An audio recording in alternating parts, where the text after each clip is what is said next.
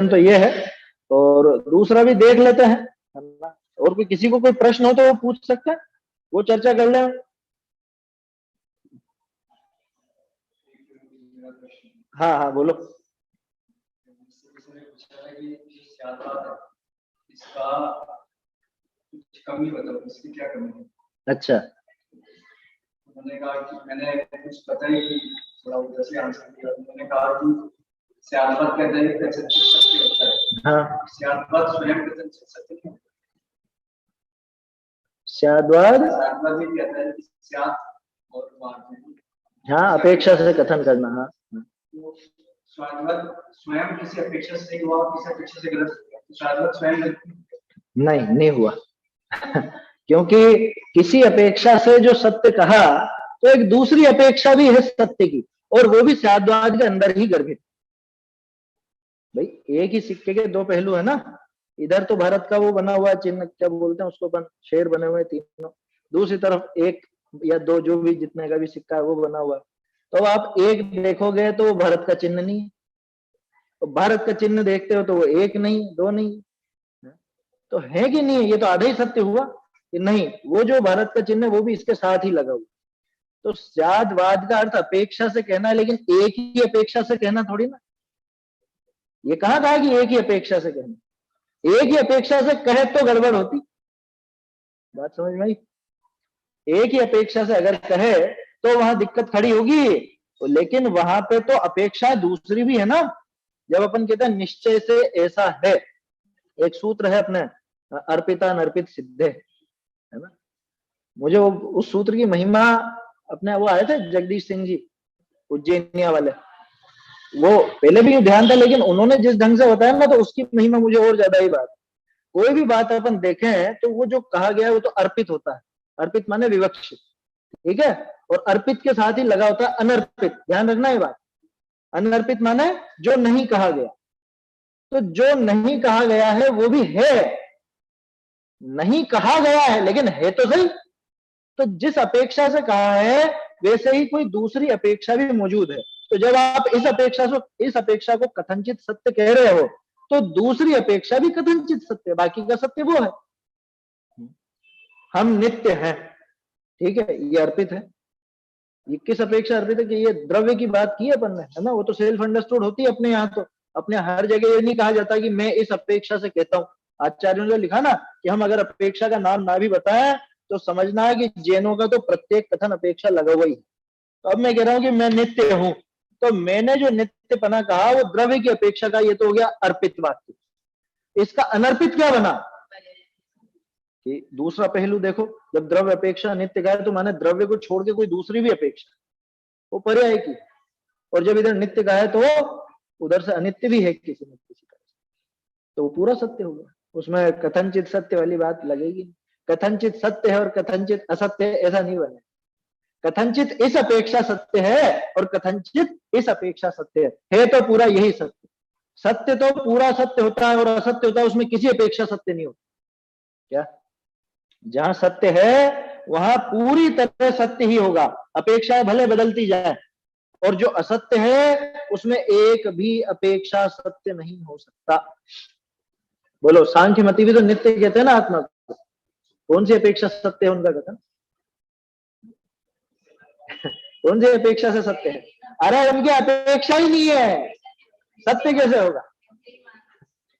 एकांत है, ऐसा समझिए, वहां एकांत है, अपेक्षा नहीं है। एक ही पहलू को पकड़ के बैठ गए तो एक ही अपेक्षा है, तो फिर उसको अपेक्षा नहीं कहते। अपेक्षा का अर्थ ही है कि पहलू, एक पहलू है ना। वहां जब दूसरे को स्वीकार ही नहीं किया तो उसको पक्ष कौन कहेगा, तो पूरी वस्तु हो गई ऐसे। तो इसलिए तो स्याद्वाद में कमी कहीं से कहीं तक नहीं है ना। स्याद्वाद में कमी किससे कहें? स्याद्वाद वास्तव में वस्तु की सिद्धि के लिए, अनेकांत की सिद्धि के लिए है स्याद्वाद, क्योंकि अनेकांत कथन का विषय नहीं है और स्याद्वाद कथन करता है। अनेकांत को उजागर करने वाली शैली है स्याद्वाद, नहीं तो अनेकांत को कोई समझ नहीं सकता था। तीन लोग तीन काल में कोई नहीं समझा सके अगर स्याद्वाद नहीं। आया समझ में? ऐसा है, बढ़िया है प्रश्न, ये चीजें समझने लायक है। अनेकांत स्याद्वाद ये जैन धर्म की धुरी है, ये मूल है, इसके बिना क्या समझो। एकांत पकड़ के बैठ जाए। चलिए और भी किसी का कोई प्रश्न हो तो पूछें, नहीं तो दूसरा छंद देखते हैं अपन। छंद तो क्या देखें, यही जिनवाणी स्तुति ले लें आप तो, है ना, दूसरी क्या देखें, फिर बाद में देख लें। नहीं वो गुरु वंदना देखते हैं, उसका प्रश्न है क्या किसी का? हाँ भाई साहब, जैसे कोई व्यक्ति उत्कृष्ट श्रावक बने बिना मुनि धर्म में एकदम से अंगीकार कर सकता है क्या?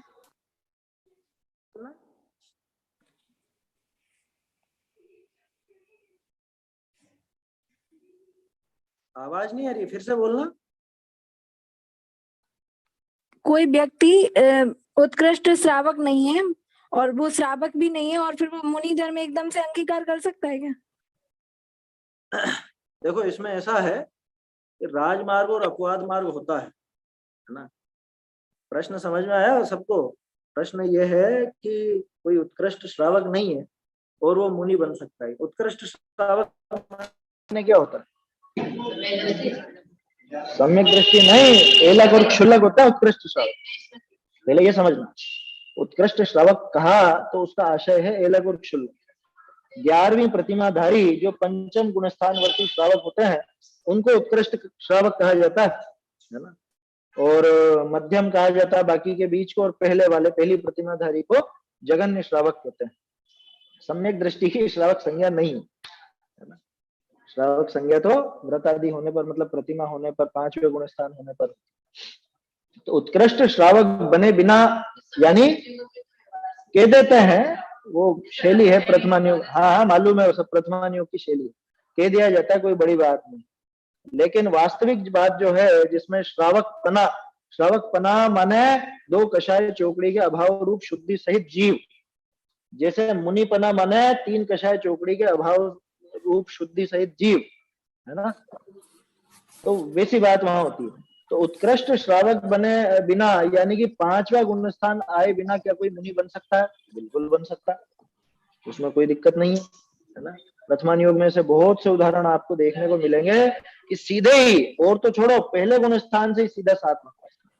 ऐसा कैसे हुआ कि द्रव्यलिंग पहले धारण कर लिया, अब द्रव्यलिंग धारण तो कर लिया लेकिन सम्यक तो हुआ नहीं था, मिथ्यात्व दशा में थे, लेकिन फिर बाद में सम्यक तो प्रकट हुआ तो सीधे ही 3 कषाय चौकड़ी के अभाव सहित प्रकट हुआ, तो वहां पे 7वां गुणस्थान दिया गया। दूसरी दशा कि कोई चौथे गुणस्थान में सम्यक दृष्टि तो हो गया था, है ना, लेकिन वो श्रावक वाले भाव आए नहीं, व्रती होने के भाव आए नहीं, तो वो जीवन ऐसे ही चलता रहा। फिर अचानक से मुनि बनने के भाव आए और वो 7वें गुणस्थान में, तो मतलब दीक्षा लेकर के तो बन सकते हैं, उसमें दिक्कत नहीं है।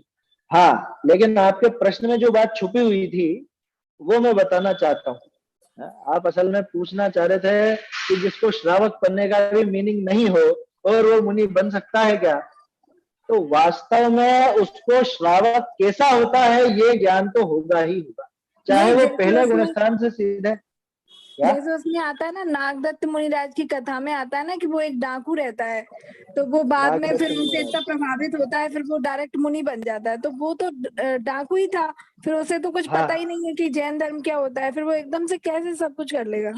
वो असल में नागदत्त मुनिराज के बारे में कह रहे हैं कि नागदत्त मुनिराज मतलब वो पहले डाकू थे और बाद में फिर एकदम से दीक्षित हो गए। तो जब कुछ मालूम नहीं था तो दीक्षित कैसे? कि मालूम पहले नहीं हो, लेकिन दीक्षा लेने के पहले उनको जो विचार चलते हैं, पिछले भव का स्मरण भी आता है, तो पहले तो 100% उनने वो बात सुनी होगी, अथवा उस भव में उनका कुछ ऐसा उपदेश का प्रसंग बना या नहीं बना ये मुझे नहीं पता, मुझे पूरी कथा मालूम नहीं है। उपदेश का प्रसंग बना था क्या नागदत्त मुनिराज, मतलब उस भव जब वो डाकू थे उस समय?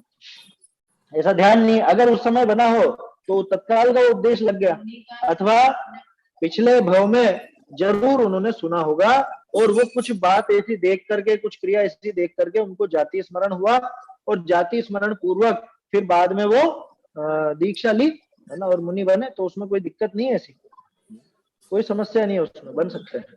क्योंकि शेर को क्या हुआ, डाकू की जगह शेर समझ, महावीर स्वामी का जो जीव था शेर, है ना, उसको क्या हुआ कि पिछला याद आया, वो मुनिराज को देखा और पिछला याद आया तो तत्काल, जबकि मुंह में मांस पड़ा था, पेट में मांस था, बाहर मांस था, सब जगह मांस था, लेकिन वो आत्मस्वरूप का ख्याल आ गया और उसमें लीनता अनुभव करके और सम्यक दृष्टि होगी। जैसे उसने तो सम्यक तो लिया, यहाँ पे मुनि दशा हो गई, उसमें कोई दिक्कत नहीं है ना, हो सकते हैं। नहीं, अगर किसी ने पहले सुनी नहीं है, जैसे कोई भी बात उसको पता ही नहीं है, तो क्या फिर वो बन सकता है कि नहीं, फिर नहीं बनेगा। जिसने कभी नहीं सुनी, जिसको कभी पिछले भाव में भी नहीं मिला, वो मुनि छोड़ो, उसको सम्यक दर्शन तक नहीं होगा। नहीं, उसमें ऐसे ही पिछले बताते हैं भाव ना में तो कि जरूरी है, तत्काल में भले जरूरी नहीं है। उसमें ऐसे ही बता रहे हैं ना कथा में कि जैसे वो पहले डाकू थे, फिर वो उनकी माता और बहन को बताया नहीं था ना, उन्होंने रास्ता नहीं बताया था, तो फिर इस हाँ, बात से तो वो वो तो प्रभावित होते हैं। पिछले भाव में सुने ना वो अच्छा डाकू नागदत्त मुनिराज के हाँ। वहां पे जो डाकू था, वो उसने देखा कि अरे ये मुनिराज ने अपनी माँ और बहन को भी नहीं बताया। हाँ, वो किस्सा था, सही है। ये नागदत्त पहले डाकू था, ये बात तो थी ही नहीं।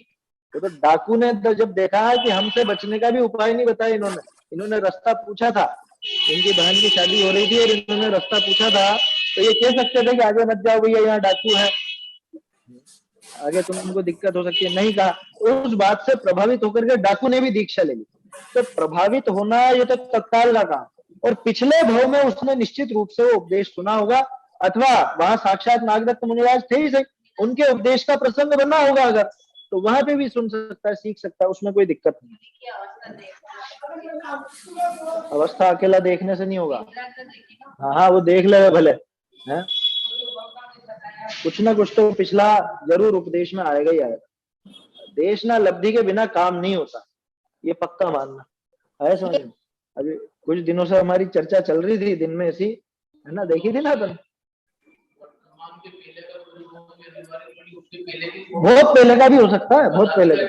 हाँ हाँ, जब तक धारणा बनी हुई है तब तक काम हो सकता है, धारणा जाए बात काम नहीं करेगी ऐसा। इसको मैं यूं कहता हूं कि संगीपना अगर चल रहा है तो कर सकते, संगीपना छूट गया तो धारणा समाप्त हो गया ऐसा। जैसे महावीर स्वामी का जीव जो था ना, शेर के पहले क्या था, 7वें नरक में था। उसके पहले क्या था, उसके पहले भी शेर था। उसके पहले क्या था, 7वें नरक में था। उसके पहले था वो त्रिपृष्ठ नारायण, है समझ में। और त्रिपृष्ठ नारायण के पहले था स्वर्ग में, उसके पहले था वो मुनि। अब सोचो कहाँ की आई है, लेकिन संगीपना चल रहा था तो वो चीज आ गई ऐसा। उस भाव के बाद बीच में असंगीपना नहीं आया, तो धारणा बनी हुई है तो आ जाएगा, कितने भी भाव, कोई जरूरी नहीं कि लगवा पिछला भाव चाहिए, ऐसा नहीं। ये नागदत्त मुनि क्या इनके कृष्ण जी के ये निन्यानवे जैसे वंशज के वंश वाले थे क्या ये? नहीं, मुझे ध्यान नहीं, मुझे पूरी कथा ध्यान नहीं है, मैंने थोड़ा बहुत ही हिस्सा सुना है, इसलिए मुझे पता नहीं कृष्ण जी के कोई रिश्ते में थे कि क्या हाँ, थे, मुझे इनके पता कुल के थे शायद ये। हाँ, हो सकते हैं, है ना, उससे कोई फर्क नहीं पड़ता। वो तो कुल मिला के अपने सच्चे मुनिराज थे, और सच्चे मुनिराज का स्वरूप उनके जीवन से झलकता है कि जिनको अपनी माँ और बहन है उनसे भी इतना राग नहीं कि वो पूछ रही है भैया खतरा तो नहीं है आगे कुछ, और ये कुछ बोल ही नहीं रहे। ये मुनिराज की वीतरागता झलकती है उनके आचरण। एक ये है कि हाँ। जैसे यथा क्या चारित्र नहीं होए, इसके पहले कषाय का उदय आ जाता है, चलती रहती है कषाय। यथा क्या चारित्र नहीं हुआ, हाँ। इस यथा क्या चारित्र नहीं हुआ, इसके पहले कषाय आ जाती है, कषाय आ जाती है ना, विकल्प संकल्प उठ जाते हैं। तो अब ऐसे कषाय वाले दिमाग में, माहौल में वो कुछ भी कर सकते हैं, आत्मघात करे या किसी को कर दे, ऐसा हो सकता है क्या? यथा क्या चारित्र नहीं हुआ जहां तक तो कषाय आती है ना। सम्यक दृष्टि को ऐसी कषाय होती नहीं कि वो आत्मघात कर सकते। अरे जिसको अपने अनादि अनंत पने का अविनश्वर, अपन ने छंद देखा था ना 267 नंबर पे तो देखा था, आत्मानुशासन क्या, अनश्वर अजाता अनश्वर क्या। जब जिसको ये भरोसा हो कि मेरा कभी नाश होता नहीं, अब मैं सोचूं कि मैं खुद का नाश कर लूंगा, यार इतना मालूम नहीं है कि यह नाश होने वाला नहीं है। तो उनको राजा श्रेणी को शायद सम्यक दृष्टि थे, फिर भी उनने आत्मघात हुआ ना उनका, क्या हुआ? देखो उसमें दो कथन मिलते हैं, राजा सैनिक की बात कर रहे हैं, उसमें हाँ। दो कथन मिलते हैं कि वो हाँ। घबरा करके भागे और वो हाँ। भाला अंदर घुस गया और मौत हो गई। मुझे तो वही ज्यादा जमता है, हाँ। आया समझ में? मुझे वो बात गले नहीं उतरती होगी वो उनने खुद ने हीरा चाट लिया, वो कोई मूल पुराण में भी नहीं है, वो बात की अच्छा। कथाओं में है कि आत्मघात कर लिया। हाँ। क्योंकि सम्यक दृष्टि को एकाएक ऐसा विचार नहीं आता। एकाएक क्यों कह रहा हूँ? क्योंकि किसी किसी जगह अपवाद के रूप में ऐसा कहा गया, जैसे कोई माता जी है ना, कोई ब्रह्मचारिणी है, कोई शीलवती नारी है, अब उसको अगर उस पर समझ लो कोई ऐसा ही शील पर आपत्ति का प्रसंग आ जाए या कुछ इस तरह की बात आ जाए, तो वो ऐसा कदम उठा सकते हैं, है ना। लेकिन वो अपवाद के रूप में कहा है, वो वास्तव हाँ। में कोई जैसे राजमार्ग नहीं। चंदन माला की वो माँ थी ना, उन्होंने भी तो आत्महत्या की थी। तो चंदन बाला की माँ सम्यक दृष्टि थी, ये बात कहाँ आई? नहीं नहीं आई तो नहीं, लेकिन मतलब ऐसे कर लेते हैं ना। तो ऐसे तो बहुत लोग करते हैं। अपनी बात यह है कि सम्यक दृष्टि जीव को क्या ऐसा विचार उठेगा? सम्यक दृष्टि जीव को इस प्रकार का विचार नहीं। अच्छा, तो ना? उनको और वो यथाख्यात चारित्र की बात आप जो कर रहे हो, तो हाँ। यथाख्यात चारित्र छोड़ो, यहाँ तो सकल चारित्र तो ही ऐसा विकल्प खड़ा नहीं हो, देश चारित्र तो ही ऐसा विकल्प खड़ा नहीं होगा, है समझ में? यथाख्यात चारित्र तो साक्षात वीतरागी हो गया, इसलिए उस बात हाँ। में दम नहीं है ना। और वो जो घटना हुई है, अगर वो हाँ। सत्य है, सत्य है का हाँ। मतलब अगर वास्तव में आत्मघात किया है, तो वो हाँ। तो उसके साथ साथ जैन दर्शन की गरिमा पर भी कलंक है हाँ। समझ में? उसमें बिल्कुल भी आत्मघात से तो सहानुभूति रखने नरक ही जैसा बंद नहीं। होता है ना सीधा ही। 100% आत्मघात से नरक ही जाएगा, है तो समझ ये तो में? थोड़ा अरे बहुत पढ़े हुए समझे, मतलब जो तत्व को थोड़ा बहुत भी समझते हैं, सम्यक दृष्टि नहीं है, वो भी ऐसे कदम तो उठाते ही नहीं है। हाँ, जो सम्यक दृष्टि नहीं हो और जो अभ्यासी हो, शास्त्रों का अच्छा अभ्यासी हो, उस तक को भी ऐसा विचार नहीं आया कभी जीवन में। क्योंकि वैकल्पिक सिद्धांत तो होता ही है ना उसको, विकल्पों में तो वो चीज चलती है ना कि अरे मैं तो अजर अमर अविनाशी हूँ, भले अभी श्रद्धा में नहीं बैठा, लेकिन वो विचार तो चलेगा कि नहीं चलेगा कि यहाँ मैं आत्मघात कर लूंगा, इससे थोड़ा ये समस्या हल होने वाली। तो अगले भव में फिर तैयार हो सारी की सारी बात। मैं इस भव से ये सारी प्रतिकूलताओं से छुटकारा पाने के लिए आत्मघात का विचार कर रहा हूं, तो अगले भव में तो इससे भी खतरनाक मिलने वाली। बोलो, तो ये सारी चीजों का विचार चलेगा कि नहीं चलेगा? उसको जिसको सम्यक दर्शन नहीं है, वो तक भी इस तरह के विचार अपने हृदय में नहीं ला। और ऐसे भाव हो किसी के और ये डर रहे मतलब कि नरक वगैरह बंद होएगा, इसलिए हाँ। आत्मघात नहीं करें। हाँ हाँ, तो उसको तो वैसे भी कहाँ श्रद्धा है ना। जिसको ऐसा भाव हो कि अरे नरक चल जाऊंगा इसलिए नहीं कर रहा हूँ आत्मघात, नहीं तो मैं तो कर लेता, तो उसने तो कर ही लिया, उसने तो कर ही लिया, आया समझ में? भाव मरण तो उसका भाव आत्मघात तो हो ही रहा है, उसमें क्या दम है? समझ में आई बात?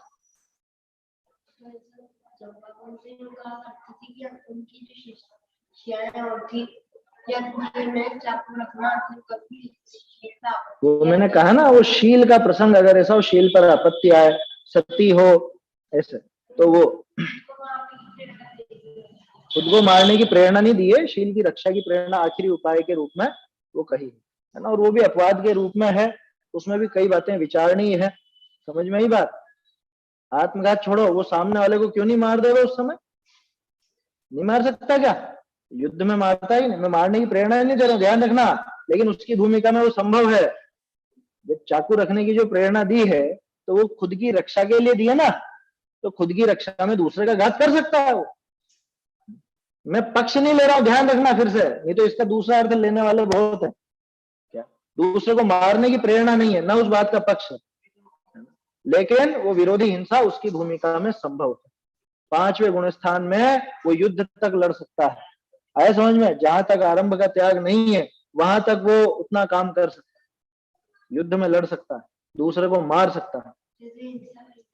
होएगी ना, तो आगे चल के तो कर नहीं रहा, मारने का भाव तो है ही नहीं, आखिर तक तो यही विचार है कि कैसे न कैसे भाई ना तो इसका घात हो ना मेरा घात हो, और एक अपना शील सुरक्षित रहे, या जो भी बात है। हाँ, संकल्प ही नहीं है वो, अगर वो प्रसंग वहां पे अगर शील रक्षा का है तो वो संकल्प ही नहीं कहना चाहिए, क्योंकि आत्मघात कोई और दूसरी चीजों से तो करा नहीं है, वो तो खुद की रक्षा के लिए ही वो कदम उठाया है, फिर भी उसकी प्रेरणा नहीं दी जा सकती। वो किसी भी दृष्टि से उचित नहीं है। इसके विपरीत में भी बहुत पक्ष विपक्ष है, लेकिन उसके लिए बाकायदा एक परिचर्चा की आवश्यकता है ना, क्योंकि मैं अकेला अगर बोलूंगा तो वो पता नहीं कुछ का कुछ अर्थ भी निकल जाए। क्या समझ में नहीं बात? हाँ वहां पे तो कह सकते हैं, अब वहां पर वास्तविक परिस्थिति क्या है वो अपने को पूरा ध्यान नहीं। शील की रक्षा वो लोग कहते हैं, लेकिन साथ में इतनी रानियों इतनी और औरतों को लेकर के जल के मर जाना, वहां मान्यता भी चलती है दूसरी, वो सती पने की मान्यता चलती है कि अपन देवी बन जाएंगे और ऐसा वैसा, वो गृहित मिथ्यात्व की तरफ से है वो विचार। यहाँ आत्मघात में खुद के शील की रक्षा और उसका पक्ष नहीं लिया जा सकता वास्तव में, क्योंकि सिद्धांत ग्रंथों में ऐसा स्पष्ट उल्लेख नहीं है कि भाई आप अपने शील की रक्षा के लिए आत्मघात करें। जीवन में कई तरह की दुर्घटनाएं होती हैं, आए समझ में, उसको भी एक दुर्घटना मान करके आगे बढ़ा जा सकता है। आखिरकार देखो, अब कह देता हूँ, एक तर्क देता हूँ। रुद्र की उत्पत्ति जिन भावलिंगी मुनिराज और माताजी के संयोग से होती है, बाद में क्या फिर वापस नहीं सुधरते हैं? क्या वो सुधरते हैं? आए समझ में? आत्मघात तो दोनों में से कोई नहीं करता, वो एक दुर्घटना थी, तो दुर्घटना समझ करके उसको भूल करके आगे बढ़ा जा सकता है, जा सकता है। कोई ऐसा अनर्थ नहीं हो गया। ये क्या बात कर रहे हो? अरे अनर्थ वास्तव में नहीं हुआ। जब तद्भव के सत्य व्यसनी जीव उसी भव से मोक्ष जा सकते हैं, उसी भव में मनुष्यों को मार करके खाने वाला राजा सौदास वो मुनि बनकर मोक्ष जा सकता है, तो इसमें ऐसा क्या हो गया? समझ में आई बात? मैं ये नहीं कह रहा हूं कि कोई विशेष बात नहीं, कोई घटना तो बुरी हुई है, दुर्घटना है, लेकिन इसमें आत्मघात करने जैसी क्या चीज है? इसमें आगे पीछे का भी विचार करना चाहिए कि भाई अभी अगर मैं जीवित रहूं, मान लो शील भंग हो भी गया, मान लो, बहुत बड़ी बात कह रहा हूं मैं, लेकिन इस पर गंभीरता से विचार करना। मान लो शील भंग हो भी गया, अगर मैं अभी आत्मघात कर लूं और आगामी भव कदाचित मान लो अगर स्वर्ग का भी मिल गया, तो यहां ज्यादा संयम साध सकती हूं कि वहां पे ज्यादा संयम सधे? नहीं सधेगा भाई। यहाँ तो फिर से 5वां गुण स्थान ले सकते हैं, उसमें क्या दिक्कत है? कोई समस्या है क्या उसमें?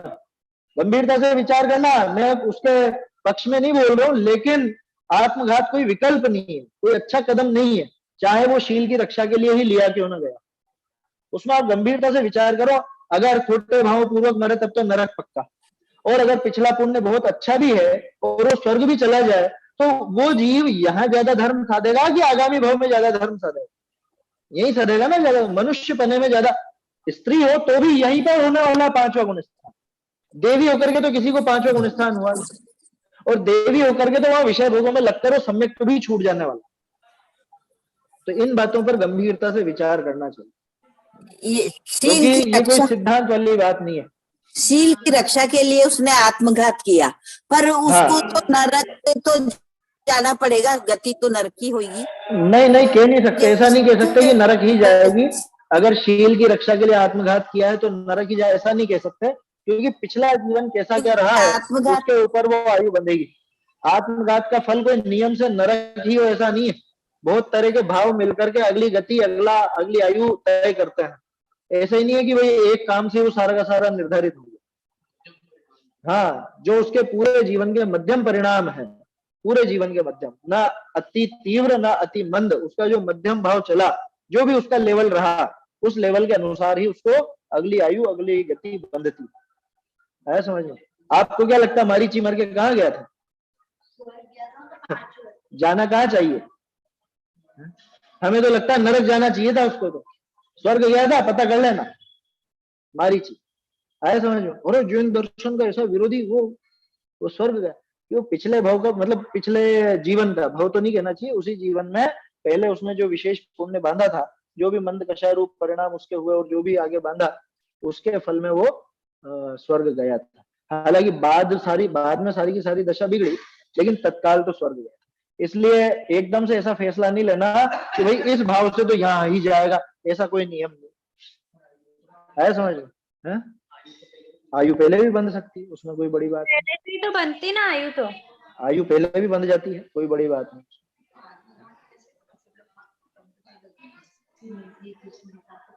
अपने को उस घटना से लेना देना नहीं है। प्रश्न अपने को ये परिस्थिति बनती है कि नहीं बनती है, कैसे बनती है, या क्या इसका विकल्प हो सकता है, अपन उसको विचार कर रहे हैं। अपने को उस बात की कोई सच्चाई मालूम नहीं है कि क्या हुआ क्या नहीं हुआ, तो अपने को उस पचड़े में नहीं पड़ना। अगर वास्तव में वैसा हुआ है तो वो 100% जिनागम अपने जैन दर्शन पे, वो मुनि दशा पे कलंक है, अगर वैसा हुआ है तो। और अगर वैसा नहीं हुआ है तो जैसे उनके भाव थे उस अनुसार तो उनका जो भी फल होना है सो होगा। और जिसने भी ऐसा छोटा काम किया, क्योंकि अगर आत्मघात नहीं हुआ तो किसी ने हत्या की, है ना, तो वो तो किसी भी तरह से उचित नहीं हुआ। ठीक है ना, कुल मिला के वो हाँ इसलिए ऐसी घटनाएं हो रही हैं, इस काल में ऐसा होता है। बिल्कुल समझेंगे, सही है, वो बिल्कुल समझेंगे।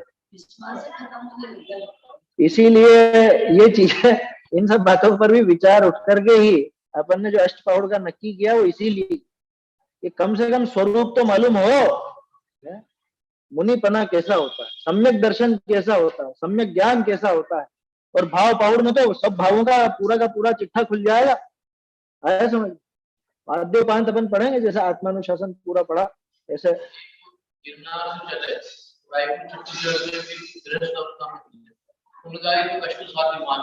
वो इसीलिए तो बहुत बदनामी होती है, आया समझ में, बहुत बदनामी होती है। तो इसलिए तो वो जो बात की अपन ने, परम धर्म राजधानी क्यों है जिनवाणी, इसीलिए कि इसको पढ़े बिना अगर कोई कुछ भी पद धारण कर लेगा, कोई वेश धारण कर लेगा, कोई क्रिया कर लेगा, वो सच्ची नहीं हो सकती, वो उसमें दोष लगाएगा ही लगाएगा। बिना जाने कैसे कर लोगे बताओ, आए समझ। अब मान लो वो ट्रकों में कुछ दो तरह के ट्रक चलते हैं, एक में वो रिवर्स आगे लगता है, एक में पीछे लगता है, ऐसा कुछ होता है। अब तो खैर अपनी गाड़ियों में भी होने लगा था, रटलाई वाले थे ना, यही किस्सा हुआ था। उसको उस ट्रक की जानकारी नहीं थी क्या कि इसमें ये अलग, ये रिवर्स था, और वो पीछे बैठा था सेठ, है समझ। हाँ हाँ, वो चबूतरे पे बैठा था, चबूतरे पे। अब वो आगे बढ़ाने की जगह वो रिवर्स का गियर लग गया और पीछे के पीछे यूं कहीं ट्रक घुस गया, और वो पट्टी पर वाला पट्टी उनके अंदर। हाँ हाँ, ये खास चीज ये है कि उस काम को जाने बिना अगर वो काम किया जाएगा तो ऐसी विपरीत परिस्थितियां बनती। इसलिए जिनवाणी का अभ्यास बहुत जरूरी है, और ये दूसरों पे उंगली उठाने के लिए नहीं है, ये अपने लिए, खुद के लिए। अपने को खुद को पता होना चाहिए कि हम जिस पद में हैं, हम अगर श्रावक हैं तो श्रावक कैसा हो। वह श्रावक नहीं जिसे मुनि बनने का भाव नहीं आता, और हमको वो भाव आता है तो हम कैसे मुनि बनेंगे अगर मुनि पना ही ख्याल में नहीं होगा। तो हमें जो बनना है, जो आगे चल करके आखिर में हमको बनना है, उसकी जानकारी हमको भली भांति होनी चाहिए। इस वजह से वो सारी चीजें अभ्यास में लाना जरूरी है। इसीलिए अपन ने क्रम में वो अष्टपौड़ को नक्की किया है ना। और उसी के साथ वो गुरु के संबंध में हो गया, अपने संबंध में हो गया, उसी के साथ सच्चे देव की वीतरागता कैसी होती है, जिनेंद्र प्रतिमा कैसी होती है, उस संबंध में जिन प्रतिमा यथावत स्वरूप, ये ग्रंथ दोपहर में प्रारंभ करेंगे। दोनों ग्रंथ एकम से ही प्रारंभ करेंगे, मोक्ष मार्ग प्रकाशक भी अभी पूरे होने वाले हैं। तो वो देव और गुरु दोनों में दृढ़ता बहुत जरूरी है, क्योंकि देव शास्त्र गुरु तो धर्म के ठिकाने हैं। इनमें शिथिलता होने पर धर्म के अन्य अंग भी नहीं हो, कैसे हो, आया समझ। चलिए समय ज्यादा हो गया है, गुरु वंदना और गुरु स्तुति तो अपन देख ही नहीं पाए। आगामी रविवार को, मतलब रविवार तो चर्चाओं का ही क्रम रखेंगे अपन। जैसे अभी चल रहा था 6 दिन अपन मूल ग्रंथ की स्वाध्याय करते हैं, और 7वें दिन जो भी प्रश्न हो, चर्चाएं हो, या अलग से कुछ बात लेनी हो, तो वो सब अपन रविवार को ही देखा करेंगे। चलिए, चैतन्य का स्मरण प्रतिक्षण ही करो रे, भव के अनंत दुख को क्षण में हरो रे, अक्षय अनंत निज सौख्य निधान पाओ, गाओ अरे तेसी के गीत गाओ। जिनवाणी स्तुति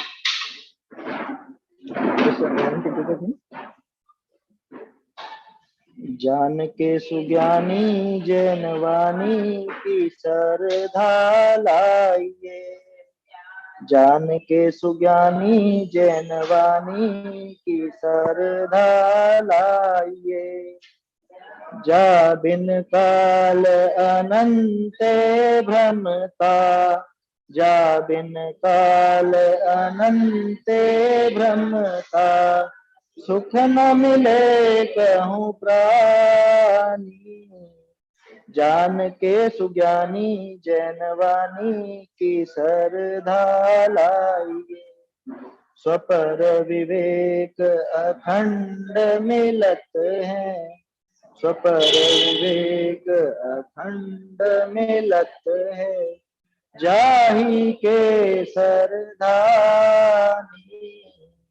जान के सुज्ञानी जैनवानी की सरधा लाई, अखिल प्रमाण सिद्ध अविरोधत, अखिल प्रमाण सिद्ध अविरोधत, स्यात् पद शोध निशानी, जान के सुज्ञानी जैनवानी की सरधा लाइए, भागचंद सत्यारथ जानी, भागचंद सत्यारथ जानी, परम धर्म रजधानी, जान के सुज्ञानी जैनवानी की सरधा लाइए, जान के सुज्ञानी जैनवानी